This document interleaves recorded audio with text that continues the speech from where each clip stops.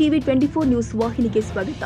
ರಾಜ್ಯದ ಜನರಿಗೆ 40% ಸುಳ್ಳು ಹೇಳಿ ಅಧಿಕಾರಕ್ಕೆ ಬಂದ ಮುಖ್ಯಮಂತ್ರಿ ಸಿದ್ದರಾಮಯ್ಯ ಅವರು 100% ಭ್ರಷ್ಟರಾಗಿದ್ದಾರೆ. ಕಳೆದ 18 ತಿಂಗಳ ಕಾಂಗ್ರೆಸ್ ಸರ್ಕಾರದ ಅವಧಿಯಲ್ಲಿ ದಿನನಿತ್ಯ ಒಬ್ಬರಲ್ಲ ಒಬ್ಬ ಮಂತ್ರಿ ಲೂಟಿ ಹೊಡೆಯುತ್ತಿದ್ದಾರೆ ಎಂದು ಪ್ರತಿಪಕ್ಷ ನಾಯಕ ಆರ್ ಅಶೋಕ್ ಹೇಳಿದ್ದಾರೆ.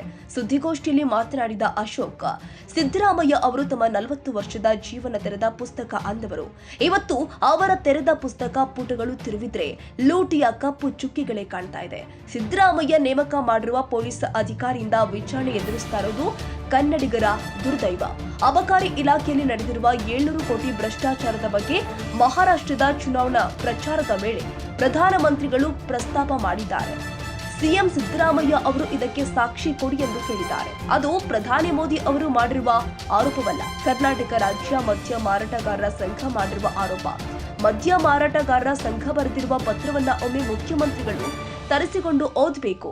ಲೈಸೆನ್ಸ್ ನವೀಕರಣಕ್ಕೆ ರೇಟ್ ಎಷ್ಟು, ಮಂತ್ಲಿ ಮನಿ ಹೆಸರಲ್ಲಿ ಪ್ರತಿ ಮದ್ಯದ ಅಂಗಡಿಯಿಂದ ಎಷ್ಟು ವಸೂಲಿ ಆಗ್ತಾ ಇದೆ, ಅಬಕಾರಿ ಇಲಾಖೆಯ ಟ್ರಾನ್ಸ್ಫರ್ ದಂಧೆಯಲ್ಲಿ ಯಾವ ಮಟ್ಟದ ಅಧಿಕಾರಿಗೆ ಎಷ್ಟು ಲಂಚ ಎಂದು ಎಳೆಯಾಗಿ ಬಿಚ್ಚಿಟ್ಟಿದ್ದಾರೆ. ಅದನ್ನ ಮಾಧ್ಯಮಗಳು ವರದಿ ಮಾಡಿದೆ.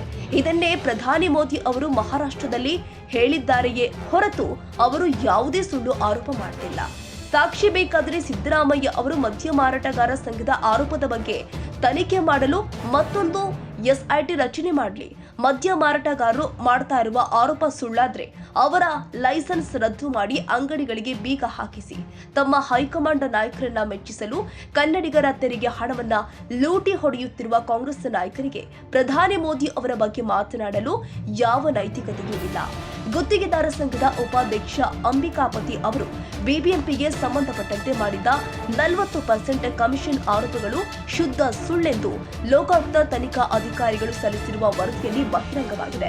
40% ಕಮಿಷನ್ ಆರೋಪ ಕಾಂಗ್ರೆಸ್ನ ಟೂಲ್ ಕಿಟ್ ಎಂಬುದು ಈಗ ಸಾಕ್ಷಿ ಸಮೇತ ರುಜುವಾತಾಗಿದೆ ಎಂದಿದ್ದಾರೆ ಆರ್ ಅಶೋಕ್. ಕನ್ನಡಿಗರ ಮೆಚ್ಚಿನ ನಿಮ್ಮ ಟಿವಿ 24 ಕನ್ನಡ ನ್ಯೂಸ್ ವಾಹಿನಿ ಇದೀಗ ಟಿವಿಯಲ್ಲಿ ಲಭ್ಯ.